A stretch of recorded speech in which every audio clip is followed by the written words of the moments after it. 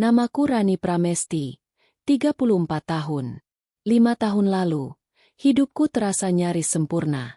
Aku punya rumah 2 lantai di Jakarta Selatan, mobil kecil, anak laki-laki berusia 4 tahun, dan seorang suami, Arman, yang dulu kupercaya sebagai segalanya. Aku meninggalkan pekerjaanku di kantor agar bisa fokus membangun rumah tangga. Arman bilang, "Nggak usah kerja, Ran. Aku bisa kok tanggung semuanya. Kamu cukup jadi istri dan ibu yang baik." Dan aku percaya. Aku percaya pada cintanya. Pada janji-janji sederhana yang ia ucapkan di pelaminan 7 tahun lalu. Tapi aku tidak tahu, dari hari ke hari, cinta yang dulu terasa hangat itu mulai berubah bentuk, menjadi sesuatu yang dingin, asing, dan pelan-pelan mematikan diriku dari dalam. Awalnya hanya hal sepele. Arman mulai sering pulang larut malam. Ia bilang ada proyek, lembur, atau rapat dengan klien. Aku percaya, meski kadang matanya kosong setiap kali aku tanya, "Capek, Mas?" Lalu ia mulai membawa pulang aroma parfum yang bukan punyaku. Parfum bunga yang manis sekali, terlalu manis untuk sekadar kantor. Aku mulai curiga, tapi menolak berpikir buruk. Karena aku masih cinta. Dan cinta membuat kita buta, bukan pada orang lain, tapi pada tanda-tanda yang sudah jelas di depan mata. Suatu malam, saat Arman mandi, ponselnya bergetar di meja. Nama yang muncul, Mira, kantor. Aku tak berniat membuka, tapi pesan di layar cukup membuat jantungku berhenti sejenak. "Kamu udah sampai rumah, sayang? Aku kangen." Jari-jariku dingin. Aku menatap pesan itu lama. Sampai suara pintu kamar mandi terbuka dan Arman keluar sambil tersenyum. "Kamu kenapa, Ran? Kok pucat?" Aku menelan ludah. "Nggak apa-apa, Mas. Cuma capek." Dan malam itu, aku tidur di samping orang yang sudah menghancurkan dunia kecilku. Tapi aku masih belum siap mengakuinya. 3 bulan berlalu. Arman makin jauh. Ia jarang bicara, jarang menyentuh anak kami, Rafa, yang mulai bertanya, "Mama, Papa kenapa sih nggak pernah main lagi sama aku?" Aku tidak tahu harus menjawab apa. Aku menulis di jurnal setiap malam, berusaha tetap kuat. Tapi tiap kali aku menatap cermin, aku melihat perempuan lain. Wajah letih, mata sembab, senyum yang hilang. Suatu sore, aku memberanikan diri menemuinya di kantor, tanpa memberitahu. Aku ingin memberi kejutan kecil, membawa makan siang kesukaannya. Tapi saat aku tiba, resepsionis bilang, "Maaf, Bu, Pak Arman sedang keluar bersama Bu Mira. Mereka makan siang di luar." Aku berdiri lama di depan lift, menatap diriku sendiri di kaca. Itu pertama kalinya aku benar-benar sadar, aku sudah kehilangan dia. Bukan karena aku tidak cukup baik, tapi karena ia tidak lagi memilihku. Beberapa minggu kemudian, kebenaran datang tanpa ampun. Aku menerima email anonim, berisi foto-foto Arman dan perempuan itu. Mira, sedang makan malam, bergandengan tangan, bahkan berlibur di Bali. Tubuhku lemas. Aku duduk di lantai dapur sambil menatap layar ponsel. Rafa memelukku dari belakang, bingung melihat air mata ibunya jatuh tanpa suara. "Mama kenapa nangis?" Aku mengusap air mataku cepat-cepat. "Nggak apa-apa, Nak. Mama cuma kejatuhan air mata." Malam itu aku menunggu Arman pulang. Ketika ia datang, aku menunjukkan semua foto itu. Ia diam, lama, lalu hanya berkata pelan, "Aku minta maaf. Aku sayang sama dia." Satu kalimat. Satu kalimat yang menghancurkan seluruh dunia yang kubangun 7 tahun. Arman pergi dari rumah seminggu kemudian. Dia bilang ingin menenangkan diri. Aku tahu artinya. Dia memilih perempuan itu. Tak lama, aku menerima surat dari pengacara, gugatan cerai. Dan karena rumah ini atas nama Arman, termasuk mobil, aku diminta angkat kaki dalam waktu 2 bulan. Aku tidak punya apa-apa lagi. Tabunganku hampir habis. Karena selama ini aku tidak bekerja. Yang tersisa hanya pakaian, beberapa perabot, dan anak kecil yang terus bertanya, "Mama, Papa balik lagi nggak?" Aku tidak tahu bagaimana menjawabnya. Rumah itu masih sama, tapi tidak lagi terasa hidup. Foto pernikahan kami masih tergantung di dinding. Aku di gaun putih, Arman di jas hitam, tersenyum lebar. Aku sempat berpikir untuk menurunkannya, tapi entah kenapa.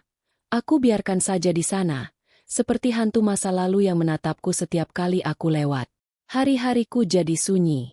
Rafa mulai sering dibawa oleh Arman setiap akhir pekan. Kadang berminggu-minggu tidak pulang.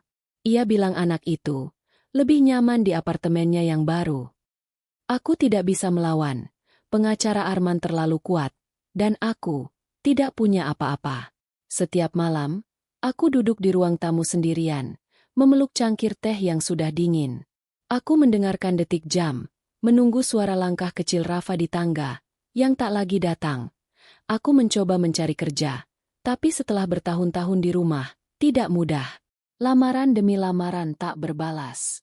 Orang-orang yang dulu menyanjungku sebagai istri sukses, kini berpaling. Beberapa bahkan berbisik di belakangku. Kasihan. Ya, Rani. Dulu sombong banget. Sekarang ditinggal suami. Aku menunduk setiap kali lewat di depan rumah tetangga. Aku belajar hidup dengan tatapan iba, dengan gosip, dengan kesepian yang menusuk. Tabunganku habis untuk membayar kontrakan kecil di pinggiran kota. Dari rumah 2 lantai, aku pindah ke kamar 3x4 dengan dinding lembab. Rafa jarang datang. Saat ia datang pun, ia lebih banyak diam, sibuk dengan gawai yang dibelikan ayahnya. Mama, di rumah papa ada kolam renang. Mama kapan beli rumah lagi? Pertanyaannya sederhana, tapi menusuk. Aku tersenyum kaku. Kalau mama kerja, nanti mama beli rumah kecil.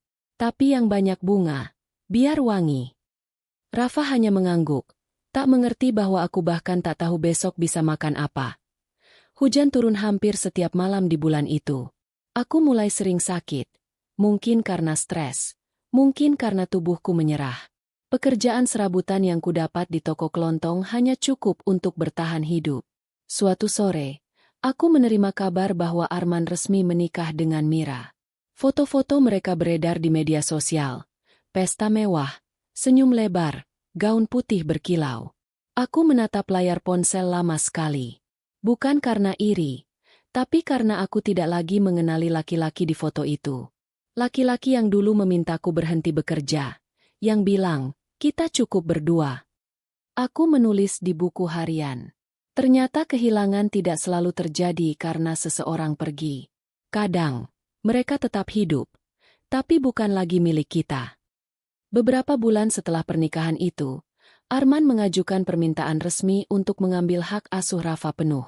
Dia bilang, Rani tidak stabil secara ekonomi. Dan hakim setuju. Hari itu, aku menyerahkan Rafa dengan tangan gemetar. Anakku menangis, memelukku erat. Mama, aku nggak mau ikut papa. Aku mencium keningnya, mencoba menahan air mata. Kamu harus jadi anak baik. Ya, mama selalu di sini. Mobil hitam itu melaju pergi. Aku berdiri lama di depan gerbang kontrakan, memandangi debu yang naik di udara. Hening. Lalu aku sadar, aku benar-benar sendirian. Pagi itu, Rani duduk di depan jendela kecil kontrakannya. Di luar, suara tukang sayur dan anak-anak sekolah berbaur dengan aroma tanah basah. Ia memegang cangkir teh hangat yang setengah kosong.